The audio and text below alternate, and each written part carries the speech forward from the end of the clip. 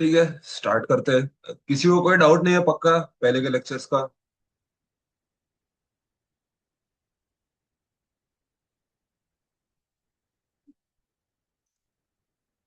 ठीक। इधर ये है।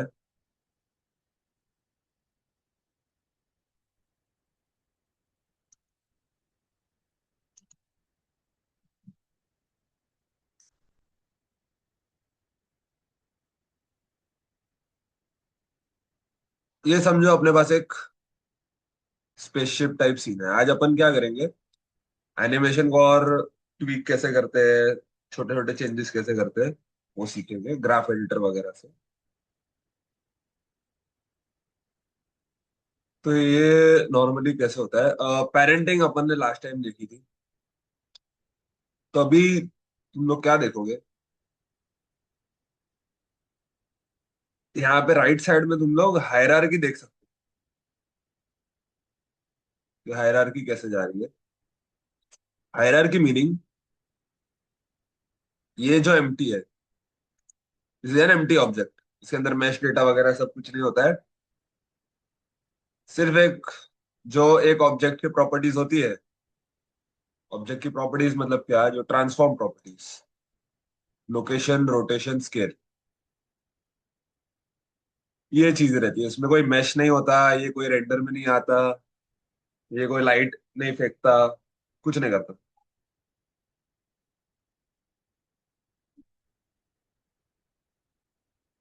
तो ये है। अब इसमें अगर आप सॉलिड मटेरियल की जगह रैंडम कर दें इसको, तो ये अलग अलग ऑब्जेक्ट्स इसमें पेरेंटेड है। पेरेंटेड मतलब क्या, अब इसमें कौन से ऑब्जेक्ट्स पेरेंटेड है? एक तो ये है, ये इसमें एक रिएक्टर टाइप कोई चीज है। तो अब क्या होता है, इसका भी एक एम्प्टी है यहाँ पे। ठीक है, इसमें भी एक एम्प्टी ऑब्जेक्ट है जिसके अंदर बाकी का रिएक्टर के ऑब्जेक्ट्स पेरेंटेड है। तो अब ये हायरार्की कैसे जा रही है, ये एम्प्टी, इसका बच्चा इधर आर्क रिएक्टर वाला एम्प्टी, और उसके बच्चे वो जो ऑब्जेक्ट्स है जो मिलके ये रिएक्टर बना रहे हैं। राइट। जैसे ये हो गया, ये हो गया, अंदर का कॉइल हो गया, बाहर का ये हो गया। तो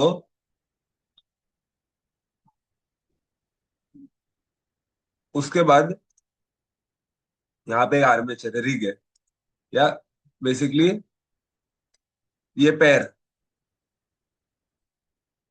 ये पैर भी उसको पेरेंटेड है। फिर आता है ये क्यूब।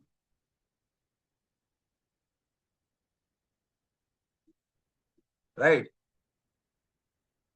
इस क्यूब में तुम लोग देखोगे, ये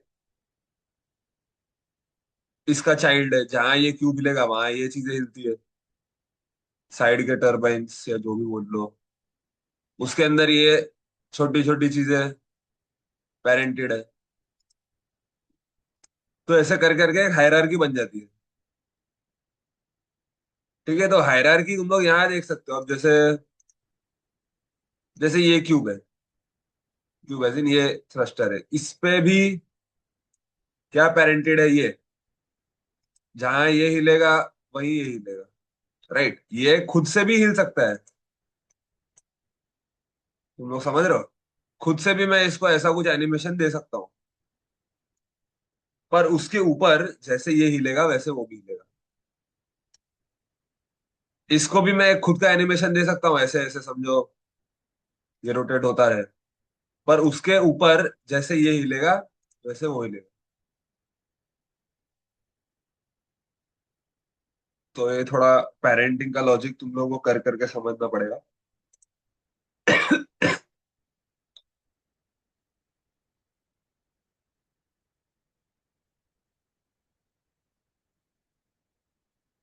ठीक है। अब नेक्स्ट अपन थोड़ा एनिमेशन स्मूथ वगैरह करने के लिए, अभी तक अपन क्या कर रहे थे, ये अपना टाइमलाइन है, राइट? अगर मेरा कोई एनिमेशन है,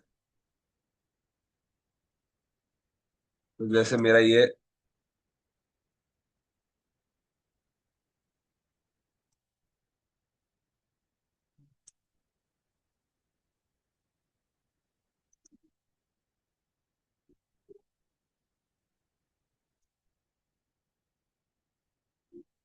जैसे ये अगर मेरा एनिमेशन,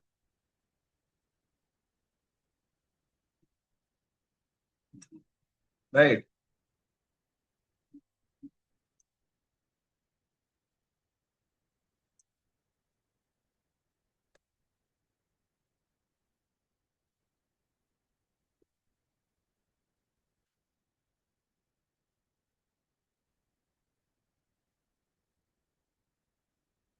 जैसे ऐसा कुछ।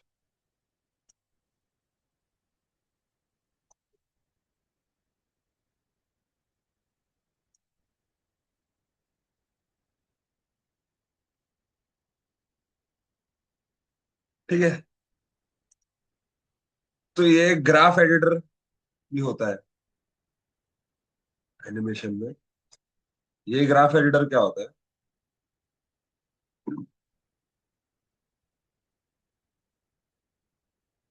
इसमें बहुत सारे बेसिकली ग्राफ्स होते हैं। अब क्या होता है, तुम लोग नोटिस करोगे, अब जैसे इसमें जो जेड पोजीशन है, उसका एक ग्राफ है। ठीक है, जेड लोकेशन का ये ग्राफ।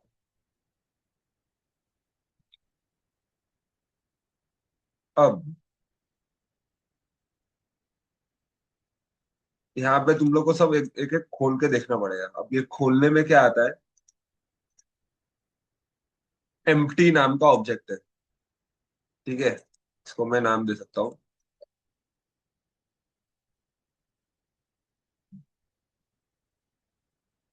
Spaceship empty. इस ऑब्जेक्ट के ऊपर एक एनिमेशन बनाया है जिसका नाम है एम्प्टी एक्शन,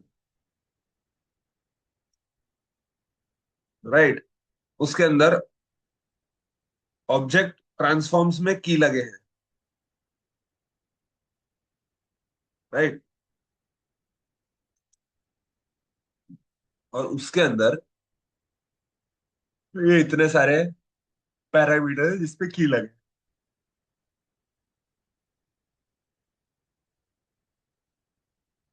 अब मुझे अगर जेड लोकेशन में देखना है, इसके लिए मच बेटर एग्जांपल एक यही था। इसमें जाओ तुम लोग,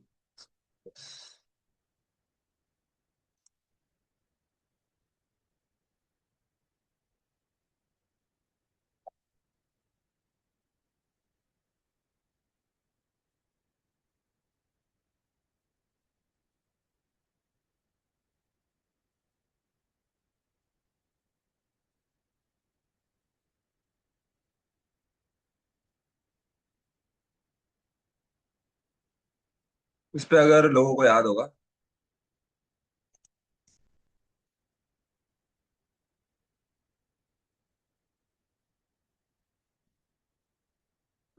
तो अपन ने इसका ऐसा एक एनिमेशन किया था, राइट?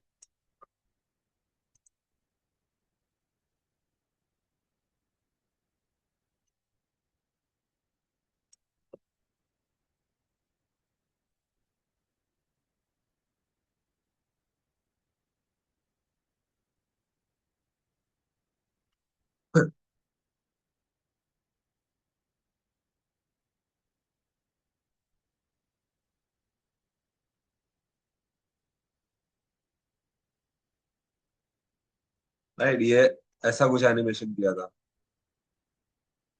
पर ये अभी के लिए रियलिस्टिक नहीं लग रहा, ऑब्वियसली। लास्ट टाइम भी अपन ने देखा था ऐसा। क्या रीजन है ये रियलिस्टिक नहीं लगता? क्योंकि ये नीचे आते टाइम भी जमीन को लगने के पहले ही स्लो हो जाता है। क्योंकि ब्लेंडर को मालूम नहीं ना अपन ने जमीन सोचा है या इम्पल्स सोचा है, क्या सोचा है। उसको सिर्फ इतना ही मालूम है कि ये जो की फ्रेम्स है, उनको मुझे स्मूथली यूज करना है और इज इन इज आउट दे देना है हर की फ्रेम पे। समझ रहे हो, इज इन इज आउट अगर याद होगा 12 प्रिंसिपल्स में अपन ने पढ़ा था कि कोई भी एंड पॉइंट पे आने के पहले, रुकने के पहले कोई भी चीज सडनली नहीं रुकती या सडनली स्टार्ट नहीं होती। वो स्लोली स्टार्ट होती है और स्लोली एंड होती है। एंड होने के पहले ब्रेक लगता है, राइट, लंबे टाइम से। स्टार्ट मतलब एक स्पीड पे पहुंचने के लिए बहुत पहले से एक्सेलरेटर लगता है। तो ये जबरदस्ती का स्लो इन स्लो आउट डालते ही है, पर ये लोग ये भूल जाते हैं भाई कहीं कहीं पे इम्पल्स फोर्स लगती है, राइट। जैसे अभी बॉल बाउंस हो रहा है तो वो टकरा रहा है नीचे जमीन से, तो टकराने के पहले वो स्लो होने का कोई मतलब नहीं होता। टकराने के बाद उल्टा ऊपर और फास्ट जाए तो समझ में आता है, राइट। और ऊपर जाने के टाइम भी धीरे धीरे फास्ट होने का कोई मतलब ही नहीं है। वो समझ रहे हो, क्योंकि ऐसा नहीं है कि कोई फोर्स इस पे लग रही है बार बार। एक ही बार जो नीचे पटकने की फोर्स लगी, जो स्पीड मोमेंटम आया है उससे ही आया है, राइट। ये ऐसा नहीं है कि धीरे धीरे पेट्रोल जलाया जा रहा है एक्सेलरेटर देके। ये एक ही बार में लग गया है, तो उसके बाद में धीरे धीरे स्पीड बढ़ने का कोई मतलब नहीं है। स्पीड एक ही बार में जितनी बढ़नी है बढ़ जानी चाहिए, और फिर धीरे धीरे कम होएगी और जीरो होएगी। तो अब ये जो चीज है, ये आप या तो यहाँ पे एकदम दिमाग में रख के ट्राई कर सकते हो, या इससे अच्छा तुम लोग क्या कर सकते हो, ग्राफ एडिटर करके एक एडिटर है, एक पैनल है। यहाँ जाओ, यहाँ ये स्फीयर का एक्शन है। यहाँ क्या होगा तुम लोगों को, ये जेड लोकेशन का ग्राफ दिख रहा होगा, राइट। अब ग्राफ एडिटर एनिमेशन में यूज करने के लिए तुम लोगों को थोड़ा बहुत ग्राफ और विजुअलाइजेशन का मतलब उसके बारे में सोचना कैसे है कम से कम वो मालूम होना चाहिए। ठीक है, आदत तो धीरे धीरे पड़ जाएगी, पर उसके बारे में सोचना अगर मालूम हो, इसका कॉन्सेप्ट मालूम हो तो आसान पड़ता है। अब इसका कॉन्सेप्ट क्या है कि होपफुली आई थिंक लोगों को ग्राफ वगैरह तो समझ आते ही होंगे, पर तो भी अगर इसमें से कुछ बाउंसर जाए या कुछ ऐसा लगे कि क्या हो रहा है तो पूछ लेना। अब इस टाइमलाइन में क्या होता है, ये जो वाई एक्सिस होती है, ठीक है, अब इस ग्राफ के वाई एक्सिस की बात हो रही है, इसका कुछ लेना देना नहीं। ये ग्राफ में एक एक्स एक्सिस है और एक वाई एक्सिस है। वाई एक्सिस एक्चुअल वैल्यू बताती है, जो पैरामीटर अपन चेंज कर रहे हैं। जैसे मैं जेड चेंज कर रहा हूँ, यहाँ पे 18 है, ये 120th फ्रेम पे 18 है जेड की वैल्यू। तो ये अपन 120 पे है और ये अपन 18 पे है, राइट। और इसको सिलेक्ट करके भी तुम लोग को यहाँ पे वैल्यू और की फ्रेम दे जाएगी। यहाँ पे तुम लोग इसका इंटरपोलेशन चेंज कर सकते हो, जैसे यहाँ भी कर सकते हो।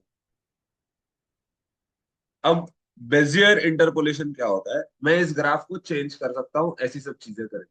ठीक है, बेजियर होपफुली तो सबको पता ही रहेगा क्या चक्कर है, राइट। इतना तो मतलब फोटोशॉप वगैरह से, पेन टूल से लेके बेजियर को सिखाया जाता है, और होपफुली लोगों को समझ में आता है बेजियर क्या होता है। बेसिकली एक पॉइंट होता है, उस पे से दो हैंडल्स निकलते हैं, राइट। वो हैंडल्स क्या सिग्निफाई करते हैं, बेसिकली इसका टेंजेंट किधर है वो स्पेसिफाई करते हैं, राइट। कि अगर इसके अंदर इनपुट में कोई कर्व आया है, तो वो कर्व कौन से डायरेक्शन से आया है। समझ रहे हो, अगर इसको मैं ऐसे कर ऐसे कर दूं तो ज्यादा समझ में आया।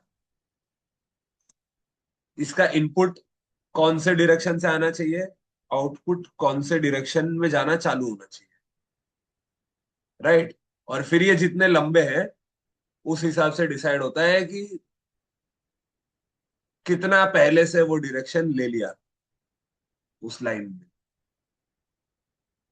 ठीक है, ये आई थिंक मेरे साइड से इजीएस्ट एक्सप्लेनेशन यही हो सकता है बेजियर का। तो हर पॉइंट पे, हर की फ्रेम पे तुम लोग देखोगे एक बेजियर कर्व का पॉइंट बना दिया जाता है, राइट। और ये एक दूसरे में लॉक्ड होते हैं, या क्लैम्प जिसको बोलते हैं, राइट। तो अगर एक ऊपर है तो एक नीचे जा रहा है, मतलब दोनों इसका एक ही टेंजेंट होना चाहिए। टेंजेंट होपफुली लोगों को मालूम है टेंजेंट क्या होता है। हाँ,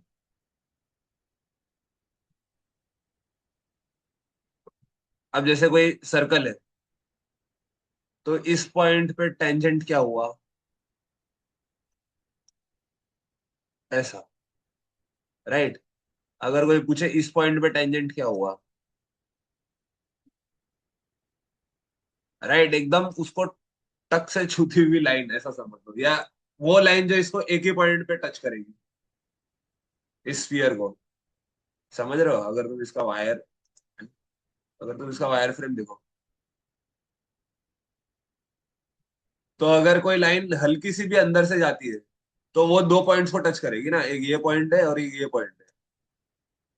ठीक है, और मैं इसको कम कम लेके जाऊं, और भी दूर लेके जाऊं, तो भी ये दो पॉइंट को टच कर रही है, बराबर। एकदम ऐसा समझो कि एकदम ऐसे पॉइंट पे लाना है कि वो एक ही पॉइंट को टच कर रही है, जो कि लगभग ये पॉइंट होगा। एकदम उस पॉइंट पे अगर तुम लेके जाओगे इस चीज को, तो इसको टेंजेंट बोलते हैं, राइट। तो इस बेजियर के इस चीज को टेंजेंट समझ लो तुम लोग।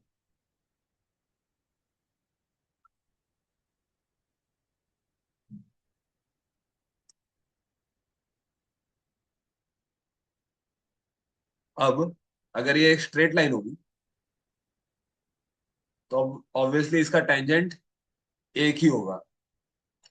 पर समझो अगर मैं इनको तोड़ देता हूँ फॉर सम रीजन, तो यहाँ पे आया, मैंने राइट हैंडल टाइप को फ्री कर दिया,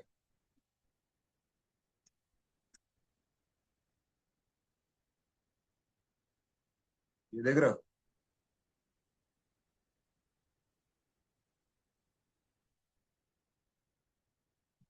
अब ये मैं कर सकता हूँ।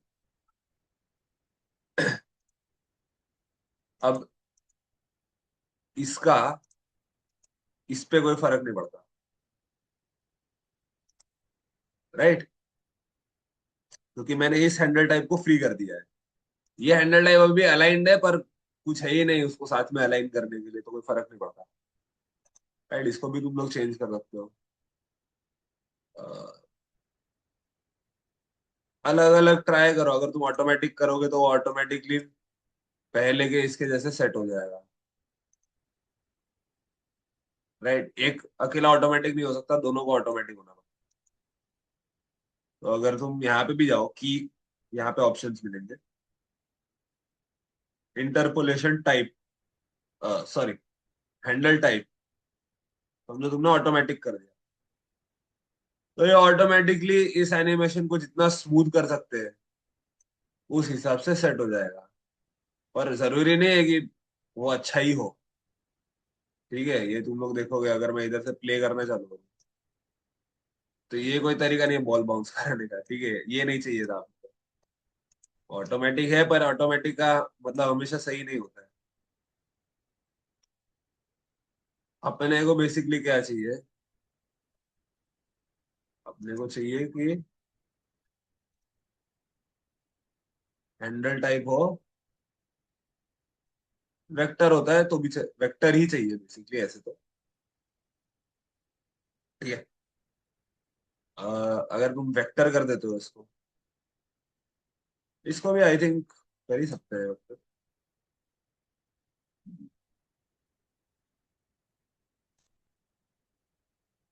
राइट।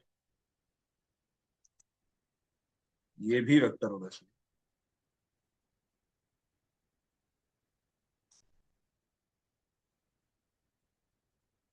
अब क्या होगा? अब तुम लोग नोटिस करोगे कि ये, राइट, पहले से मच बेटर है।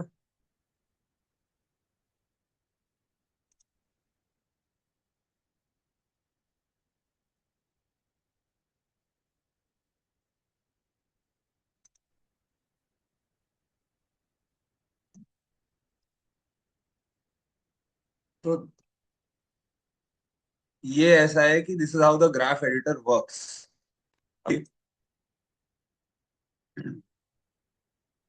अभी के लिए काफी स्लो हो रहा है, थोड़ा फास्ट होना चाहिए, वो सब चीजें भी ऑब्वियसली तुम लोग यहीं पे कर सकते हो। कैसे? अब जैसे मैंने 0 पे इसको रखा और मैंने सब सिलेक्ट कर लिया, राइट, सब की फ्रेम्स ऑल दबा के, ए दबा के। फिर मैं स्केल इन एक्स भी कर सकता हूँ। समझ रहे? इसको कम ज्यादा रीटाइम करने के लिए। अच्छा, चीजों को स्केल इन वाई भी कर सकते हैं। एस और वाई दबाओगे तो ऐसे वाई पे स्केल हो जाएगी, राइट। पर इसकी जगह अगर तुम टाइमलाइन में ये चीज करते हो, राइट, मैंने ए दबा के ऑल सिलेक्ट किया, या अगर एक एक एक करके भी सिलेक्ट करते हैं, पर टाइमलाइन क्या करता है? इसको कभी भी तुम्हारे यहां से स्केल करेगा, राइट, जहां भी तुम्हारा आई हैव नो आइडिया इसको क्या बोलते हैं इतने सालों बाद। पर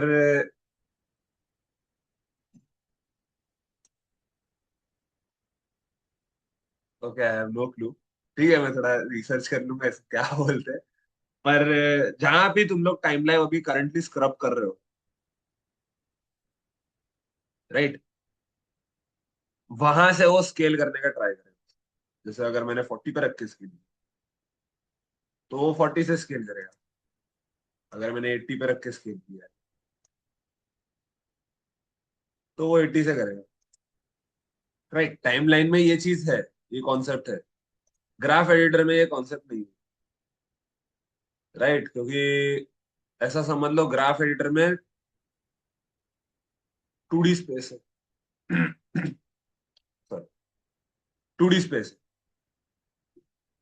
3D स्पेस नहीं है। तो अगर तुम कहीं पे ये रखते भी हो, तो उसको मालूम नहीं कि वो एग्जैक्ट पॉइंट किधर है जहां तुम ये रखना चाह रहे हो, राइट। टाइमलाइन में इजी है, एक ही डायमेंशन है, खाली एक्स एक्सिस ही है टाइमलाइन में। तो वो एक्स एक्सिस के हिसाब से उसको स्केल अप स्केल डाउन कर देता है। और यहाँ पे उसको मालूम नहीं ना पॉइंट है कौन सा। तो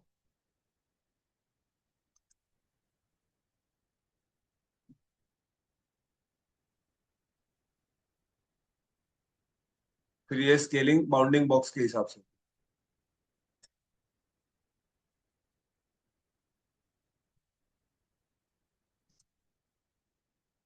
ठीक है। अ, और कुछ इंपॉर्टेंट चीजें यहाँ से तुम लोग बाकी ग्राफ्स बन चालू कर सकते हो। अगर बहुत इरिटेटिंग हो जाता है एक पॉइंट के बाद सब ग्राफ देखना। अ, फिर ये जो कर्व्स है, ये बेसिकली एक कर्व बन रहा है, ठीक है, इसको एक एफ कर्व बोलते हैं, राइट। इसमें अगर मैं ये निकाल दूं, आगे के की फ्रेम्स निकाल दूं,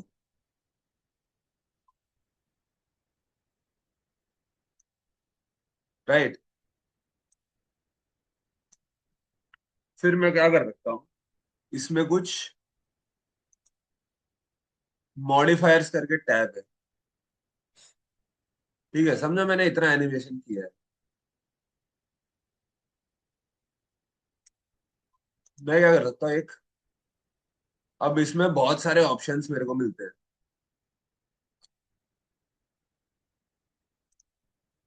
एक होता है ये जनरेटर, राइट। अब ये चलता है मैथ्स पे, और वो अगर मैथ्स तुम लोग कर सकते हो तो मेरे को कोई प्रॉब्लम नहीं है, करो। पर वो मैथ्स बेसिकली मैं सिखाने बैठ ही नहीं सकता, क्योंकि उसमें बहुत टाइम लग जाएगा। तो जिसको पॉलिनोमियल फंक्शंस की आदत है कि ऑर्डर क्या होगा, कोएफिशिएंट क्या होगा, व्हाट रेस टू व्हाट, तो वो जनरेटर वगैरह यूज कर सकता है। पर वरी नॉट, अगर नहीं भी आइडिया है तो भी अपन नहीं यूज करेंगे। साइन वेव्स और कोसाइन वेव्स, टेंजेंशियल वेव्स तुम लोग यूज कर सकते हो। अब जैसे एक कोसाइन वेव ऐसी दिखती है, अगर तुम लोगों को कभी यूज करने का जरूरत पड़े तुम लोग कर सकते हो, एम्पलीट्यूड वगैरह बढ़ा सकते हो इन चीजों का, राइट। थोड़ा रैंडमनेस यूज कर सकते हो इसमें। बेसिकली ये स्केल है, ठीक है, ये ऑफसेट है, ये ऐसे ऑफसेट है, समझ रहे हो। अ, और भी बहुत सारे रहते हैं, साइन और कोसाइन वेव सेम वेव रहते हैं बेसिकली, पर थोड़ा हाफ वेवलेंथ आगे पीछे होते हैं। अ, इसको एक टेंजेंट वेव बोलते हैं।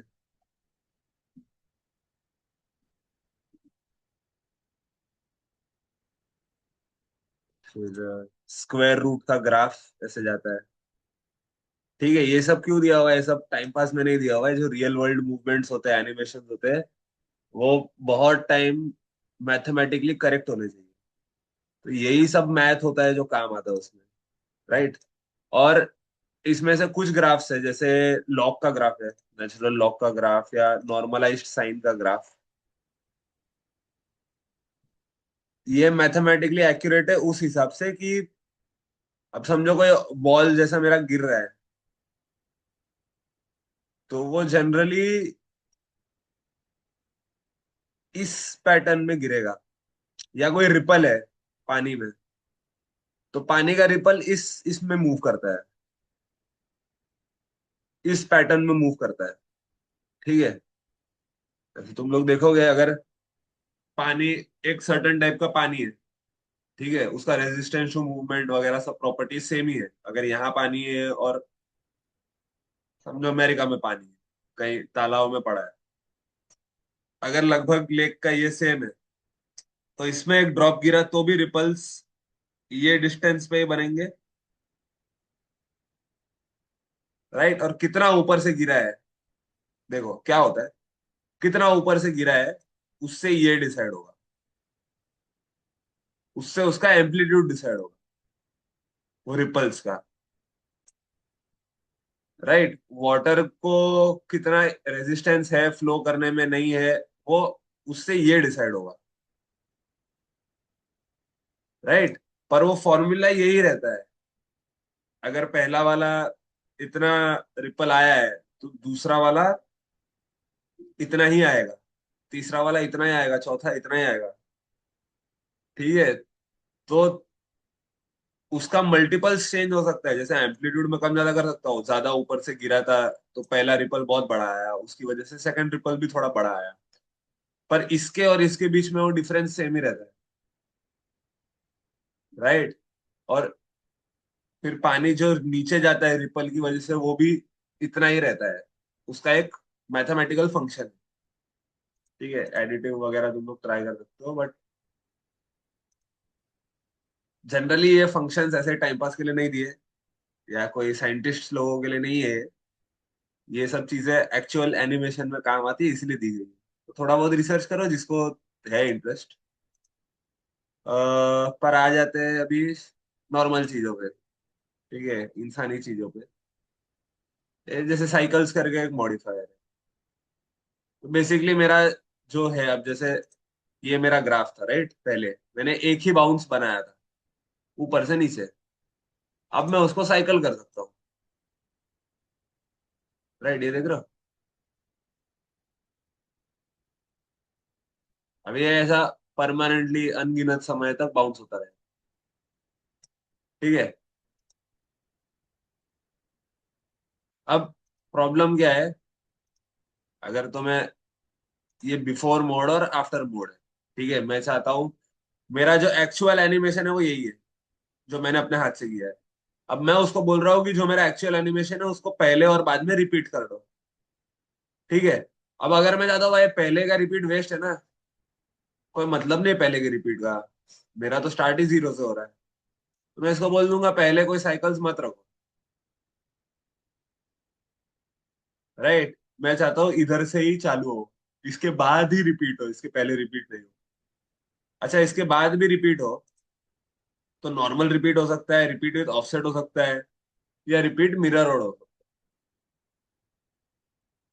तो एक रिपीट विद ऑफसेट ट्राई करते हैं, वो अपने लिए ज्यादा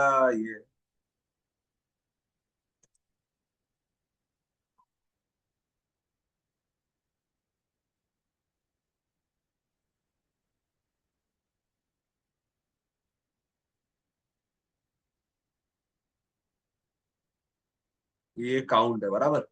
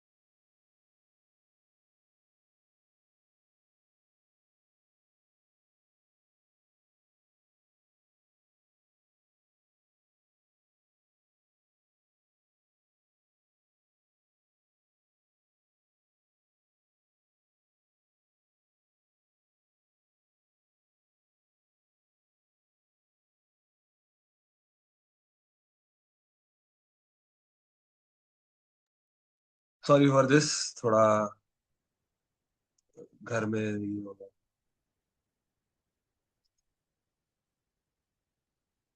इस पे तुम लोग फिर काउंट सेट कर सकते हो, कितने काउंट का चाहिए। फ्रेम रेंज रिस्ट्रिक्ट कर सकते हो। राइट। कि ये स्टार्ट कहाँ से होना चाहिए, रिपीट का सिलसिला एंड किधर होना चाहिए। देखो तुम लोग स्टार्ट अगर चेंज करोगे ना, तो ये होगा बेसिकली। राइट। तो अब मैं एक बाउंस स्किप कर सकता हूँ। समझ रहे हो, मैं चाहता हूँ कि 159 से ही ये रिपीट का सिलसिला चालू हो। तो पहले तो बाउंस करेगा, फिर डायरेक्ट 150 से वापस चालू करेगा। ठीक है। Blend in blend out basically ये होता है। ये वाला पहले कर देते हैं वापस जीरो, अरे ये वाले को पहले वापस जीरो कर देते हैं। और एंड तो ठीक है, अपना होता रहेगा। तो ब्लेंड इन ब्लेंड आउट क्या करता है।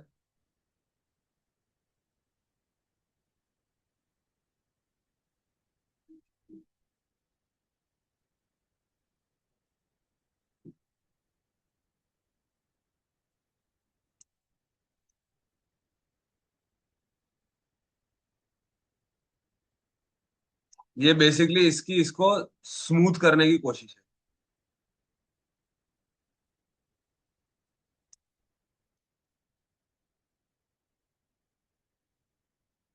ठीक है। अब हो सकता है बोले कि ये स्मूथ बिल्कुल लग नहीं रहा, क्योंकि ये स्मूथ लगना भी नहीं चाहिए। राइट, अगर तुम लोग समझ रहे हो इस बात को कि अगर मैंने यहां से इसको ये करना चालू किया होता तो स्मूथ मेरे काम आता, जो ब्लेंड इन ब्लेंड आउट है वो मेरे काम आता। पर जहां ये ऐसा वेक्टर किया हुआ है, वहां पे ये स्मूथ होना भी नहीं चाहिए। तो उसको मतलब ब्लेंडर का तरीका ये है उसको स्मूथ करने का, जो कि तुम लोग को यूज ही करने की जरूरत नहीं। राइट, वो वियर्ड ही हो जाता है। दूसरे टाइप का कोई रहेगा तो तुम लोग ब्लेंड इन ब्लेंड आउट कर सकते हो। बेसिकली वो ये पॉइंट और ये पॉइंट, इन दोनों को ब्लेंड करने का ट्राई करता है। राइट। रिपीट मिरर्ड भी एक चीज है। अगर इस में कुछ मिरर होता, अब जैसे अगर इस पॉइंट पे आके, समझो मैंने ये एक की फ्रेम बनाया, तो फिर ये ऐसे रिपीट होता है। सॉरी।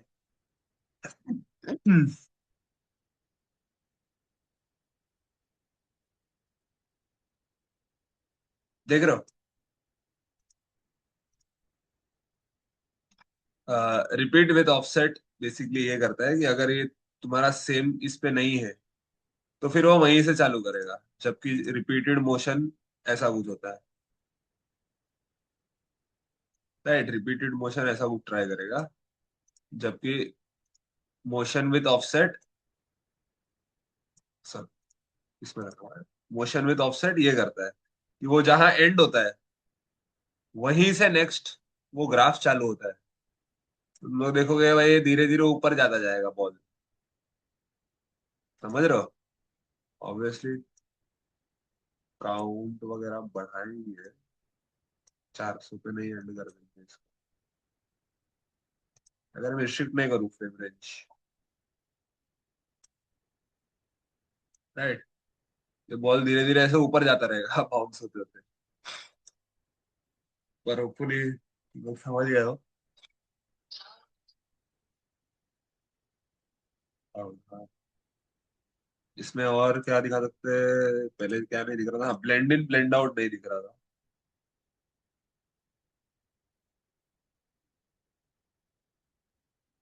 तो ये क्या करता है अब इसको, ऑफसेट भी इसको नहीं समझ में आता। ठीक है, ये ट्राई करेगा स्मूथ इस चीज को करने का।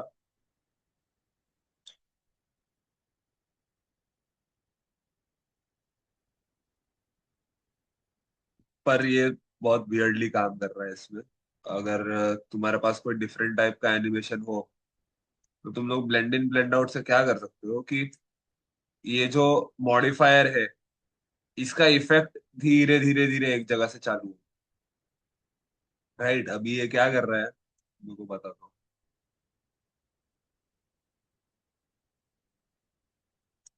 अभी ये बाय डिफॉल्ट इधर जा रहा है। राइट, जिधर से ये चालू हुआ था और वहां से इसको लेके आने की ट्राई कर रहा है, जो कि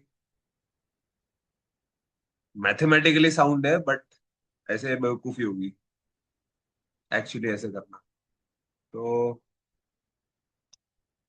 शायद ये ऑफसेट के साथ वियर्डली काम कर रहा है। तुम लोग एक बार इसको ट्राई कर सकते हो ये कैसे होता है। बट एक साइकिल्स मॉडिफायर, अब तो ये तो एक मॉडिफायर हुआ है। अगर साइकिल्स तुम लोग नहीं यूज करना है, उसके बाद क्या है, एक नॉइस मॉडिफायर भी है। राइट, ये जो तुम्हारा एफ कर्व है इसमें नॉइस डाल देगा। ठीक है, नॉइस का अगर तुम लोग समझो, मैंने स्केल बढ़ा, स्केल नहीं सॉरी स्ट्रेंथ बढ़ा दिया नॉइस, तो ये तुम्हारा ऐसा कुछ दिखेगा एनिमेशन। देख रहे हो? समझो मैंने यहाँ नहीं, जैसे जेड लोकेशन है इस पे मैंने नॉइस नहीं डाला, मैंने इसके वाई लोकेशन पे नॉइस डाल दिया। वाई लोकेशन का भी एक ग्राफ है ना, भले उसमें अपन ने कुछ चेंजेस नहीं किया है, पर की फ्रेम तो लगाया है। राइट, उसका फॉर एवर यही है उसका पोजीशन, उसका वैल्यू। तो एक कर्व तो बना है उसका, उसके अंदर अगर मैं नॉइज डाल दूं, राइट, तो इसमें नॉइज डालने से क्या होगा, ये देख रहे हो ये कैसे मूव हो रहा है ये बॉल। बेसिकली ये ग्राफ में एक रैंडम नॉइज डाल दिया उसने। अब इसका ऑब्वियसली अपन स्केल कम ज्यादा कर सकते हैं, ठीक है। अ, इसका स्ट्रेंथ कम ज्यादा कर सकते हैं, एम्पलीट्यूड जो ग्राफ का है, ठीक है। ऑफसेट इसको आगे पीछे कर सकते हैं इस ग्राफ को, इसका फेस चेंज कर सकते हैं, मतलब बेसिकली इसका रैंडम, कोई और रैंडमनेस ले सकते हैं इसका सीड के हिसाब से। इसका डेप्थ चेंज कर सकते हैं। डेप्थ बेसिकली है कि जितना जूम इन करोगे उधर कितना डेटा मिलेगा, अगर मैं डेप्थ बढ़ा देता हूँ इसका, तो देख रहे हो जहां पे सिर्फ पहले एक स्मूथ कर्व हुआ करता था, वहां पे अब अंदर 8-10 कर्व आ गए। तो कितना लेवल ऑफ डिटेल चाहिए, उसके ऊपर डेप्थ से वो मैटर करता है, राइट। ये लैक्यूनैरिटी है, ये बेसिकली इसके अंदर थोड़ा सा तुम लोग को डेप्थ बढ़ाना पड़ेगा ताकि वो बराबर से दिखे, राइट।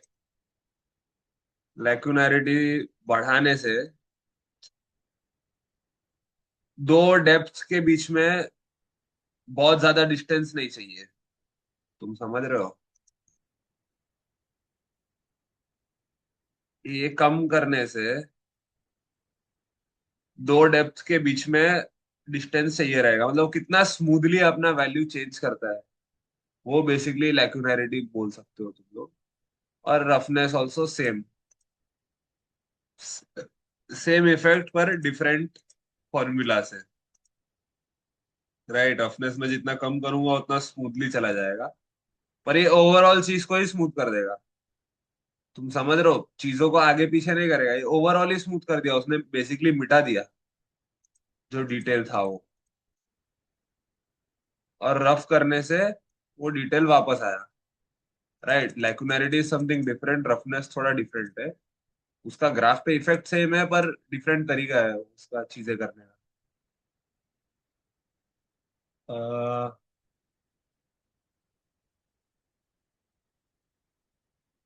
ठीक है, ग्राफ वाइज तो यही है। एक और हम्म, ये लिमिट्स है, ये भी तुम लोग लगा सकते हो अगर किसी को, स्पेशली कभी तुम्हारा ऐसा टाइम आ जाए कि मेरे को लिमिट्स लगानी पड़ेगी कोई कर्व पे, तो तुम लोग ये ट्राई कर सकते हो। पर मतलब आज तक मुझे तो काम नहीं आया है, और मैं सोच भी नहीं पा रहा हूँ कोई ऐसा टाइम जब मेरे को काम आए। बट एनी विच वेज अगर तुम लोगों को कभी कोई लिमिट डालना है तो तुम लोग डाल पाओगे। हाँ, जैसे अगर मैक्सिमम बाय मुझे सेट करना है इसका, या मिनिमम वाई सेट करना है कि भाई इसके नीचे नहीं जा सकता, तो ठीक है, ये शायद ऐसे ही यूज हो जाएगा। कैसे, अ, जैसे यहाँ पे नीचे एक जमीन है, राइट। तो जमीन है, तो बेसिकली ये अगर मेरा 2 मीटर रेडियस का बॉल है,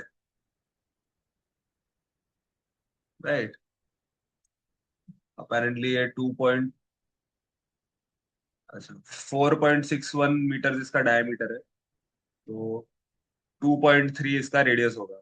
मेरे को 2.305 ऐसा कुछ करेंगे तो ये एग्जैक्ट बेस पे आ जाएगा। तो अब ये जो कर्व है, ये कभी इसके नीचे नहीं जा पाएगा, राइट। मैं कुछ भी इसमें कर लूं, ये कभी ऐसे इसके नीचे नहीं जा पाएगा, जो कि एक टाइप से ठीक है अगर ऐसा कुछ लिमिट तुम लोग को सेट करना है खुद पे। और इसमें प्रॉब्लम क्या होगा, अगर मैंने ये यूज किया तो मैं इस पूरे बॉल को स्क्वॉश नहीं कर पाऊंगा, राइट, क्योंकि मैं जैसे ही स्क्वॉश करूंगा ये वाला पार्ट ऊपर आ जाएगा, ये वाला पार्ट नीचे आता रहेगा। तो फिर अगर इसका ओरिजिन यहां तक नहीं आ पाया तो ऐसा लगेगा बॉल हवा में। राइट, इसको करके ही देख लो। जैसे ही मैं इसको स्क्वॉश करूंगा वैसे ही फिर मुझे इसको और नीचे लेके जाना पड़ेगा ना। समझ रहे हो? जो कि ये जाने नहीं देगा। ये लिमिट, भले मैं इसको कितना भी नीचे लेके चला जाऊं, राइट, की फ्रेम में मैं कुछ भी लगाऊं, ये वाला लिमिट उसको नीचे आने ही नहीं देगा। वो तो जब मैं ये लिमिट हटाऊंगा तब मालूम पड़ेगा, अरे मैं इतना नीचे लेके चला गया था इसको। तो मेरे हिसाब से तो कोई बहुत यूजफुल चीज ये नहीं है। बाकी तुम लोग के ऊपर है तो अब बता देते हैं कैसा है। स्टेप्ड इंटरपोलेशन है कि वो तुम लोग को दिख ही रहा है क्या है। इंटरपोलेशन क्या होता है बेसिकली?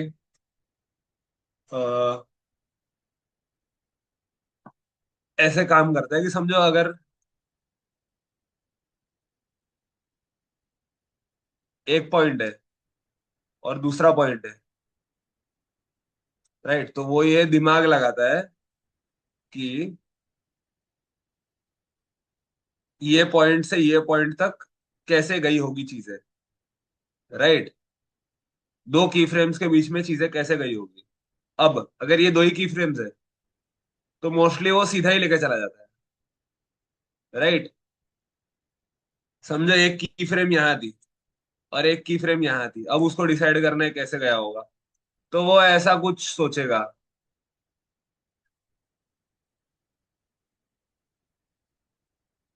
राइट। तुम लोग समझ रहे हो? आगे क्या है ना पीछे क्या है उस हिसाब से भी वो सोचता है, राइट। अगर उसको मालूम है कि ऐसा कुछ है तो वो ऐसा कुछ नहीं बना देगा। अगर ये तीन की फ्रेम्स है तो ऐसा कुछ नहीं बना देगा। उसको मालूम है कि इसके बाद यहाँ जा रहा है, राइट, और इसके पहले यहाँ जा रहा है। तो वो दोनों को मिक्स करने का ट्राई करेगा, राइट। ये पॉइंट चालू होता है, इसको जाना है यहाँ, ठीक है। तो तुम लोग ऐसा कुछ समझो, ये ऐसा कुछ बन रहा है, अब वो ऐसा कुछ ट्राई करेगा बनाने का, राइट। ऐसा कुछ बनाने के बाद क्या होगा, उसको मालूम है कि यहाँ से मुझे यहाँ जाना है, राइट। तो इसके पहले ये ऐसे हो जाएगा, राइट, क्योंकि एकदम से कुछ चेंज नहीं होता। और फिर ये ऐसा कुछ कर्व बनेगा। समझ में आ रहा है तुम लोग को? इंटरपोलेशन क्या दिमाग लगाने की कोशिश करता है। ऐसा कुछ कर्व बनेगा, एग्जैक्ट ऐसा नहीं, बट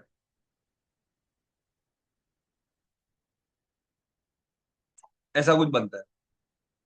पर बेसिकली ये जो दिमाग लगाने का तरीका है ना, कि कोई पॉइंट्स के बीच में कैसे ग्राफ बनेगा, कैसे ये कर्व जाएगा, इसको इंटरपोलेशन बोलते हैं,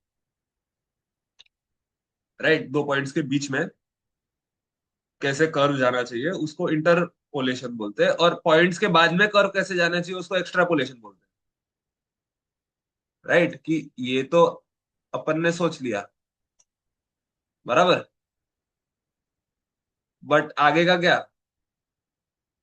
इसका ऐसे एक्स्ट्रापोलेशन हो सकता है, जैसे यार रिपीट अगर तुमने मॉडिफायर डाला है तो इसका, अगर रिपीट विद ऑफसेट डाला है तो ऐसा कुछ एक्स्ट्रापोलेशन हो सकता है। सही। अगर विदाउट ऑफसेट वाला रिपीट डाला है तो फिर इसका ऐसा कुछ एक्स्ट्रापोलेशन होगा। ये बार बार ऐसे ही स्टार्ट होगा। सही। तो उसको एक्स्ट्रापोलेशन बोलते हैं, और पॉइंट्स के अंदर जो जो चीज वो दिमाग लगाता है उसको इंटरपोलेशन। तो अब ये एक स्टेप्ड इंटरपोलेशन करने का तरीका है कि अगर तुम लोगों को ऐसे दिखाना है चीजें, ऐसा फ्रेम होल्ड होल्ड करके अटक अटक के वो चल रहा है, तो उसके लिए तुम लोग स्टेप इंटरपोलेशन यूज कर सकते हो, राइट। इसके अंदर बहुत बेसिक सा चीज है। तो ये कुछ मॉडिफायर्स है, इनको ट्राई करो अपने छोटे छोटे एनिमेशंस बना के। यूज करने में। राइट, अनगिनत एनिमेशन होते हैं दुनिया में, मैं हर टाइप का बता नहीं सकता। बट अभी के लिए ऑब्जेक्ट का जो एनिमेशन है वो ये है। नेक्स्ट टाइम अपन क्या करेंगे, थोड़ा शेप कीज वगैरह तुम लोगों को समझाऊंगा, शेप कीज और कंस्ट्रेंट्स बेसिकली, कि अलग अलग रूल्स क्या है जिसके हिसाब से अपन इसको ऑटोमेटिकली एनिमेट कर सकते हैं चीजों को। राइट, और कैसे कुछ रूल्स बना सकते हैं इससे, ताकि ये अपने आप एनिमेट हो, और कुछ रूल्स के अकॉर्डिंग एनिमेट हो। जैसे इसमें भी मैं खुद के रूल्स बना ही रहा था ना, कि यहाँ पे आएगा तो इम्पल्सिव एक्शन होना चाहिए, अचानक से होना चाहिए, स्मूथ नहीं होना चाहिए। यहाँ पे रहेगा तो यहाँ आना चाहिए, लेफ्ट राइट नहीं हिलना चाहिए। अगर बॉल पे कोई लेफ्ट राइट फोर्स लग ही नहीं रहा है तो लेफ्ट राइट क्यों हिलेगा? लेफ्ट राइट में इसका मूवमेंट बंद है। तो ये सब कुछ रूल्स होते हैं। तो ये कुछ रूल्स सेट कर सकते हैं अपन ब्लेंडर में भी कंस्ट्रेंट्स के थ्रू। और ये कर सकते हैं, क्या बोलते हैं, शेप कीज यूज करके इसके एक्चुअल मेश में चेंजेस कर सकते हैं। राइट, पिचका सकते हैं इसको या एक्स वाई जेड चीजें कर सकते हैं। तो वो नेक्स्ट क्लास में देखते हैं अपन। आज के क्लास में किसी को कोई डाउट है?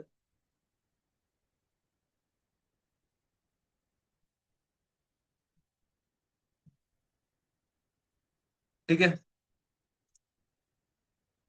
मिलते हैं नेक्स्ट क्लास में।